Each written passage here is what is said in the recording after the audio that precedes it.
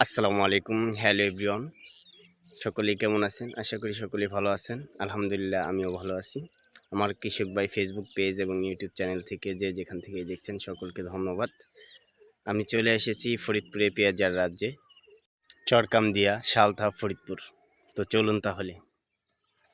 আলহামদুলিল্লাহ পেঁয়াজ নামতে শুরু করেছে। দেখেন কত সুন্দর কালার। আর 1 মাস থাকবে ক্ষেতে, তারপর ওঠানোর জন্য উপযোগী হবে এবং পেঁয়াজটি অনেক ভারী হবে। দেখুন সকাল সকাল চলে আসছি, সূর্যটা উদয় হইতেছে। অনেক সুন্দর চমৎকার পরিবেশ। গাছগুলো অনেক লম্বা হয়েছে, প্রায় মাঝা সমান, মানে গিরার উপরে গাছগুলি অনেক উঁচু হয়েছে।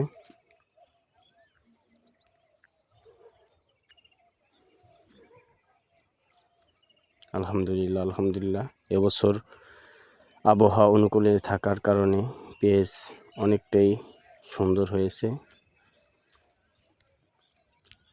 তো আল্লাহ পাক যদি আবহাওয়াটা এভাবে রাখে পেঁয়াজ ওঠানোর আগ পর্যন্ত, তো তাহলে আশা করা যায় পেঁয়াজ অনেক ফলনশীল হবে এবং কৃষকরাও লাভবান হবে যদি কৃষক ন্যায্য মূল্য পায়।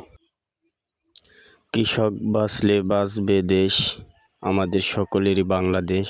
আমরা বাংলাদেশকে আরও অনেক দূর এগিয়ে নিয়ে যেতে চাই। কৃষি সমৃদ্ধ আমাদের এই বাংলাদেশ। আসলে আমাদের বাংলাদেশের যে ফসল উৎপাদন করি আমরা, যদি মানে এটার মূল যে পাওনা আমাদের কৃষকদের, সেই মূল দাম যদি আমরা পাই তাহলে আসলে আমরা অনেক লাভবান হব।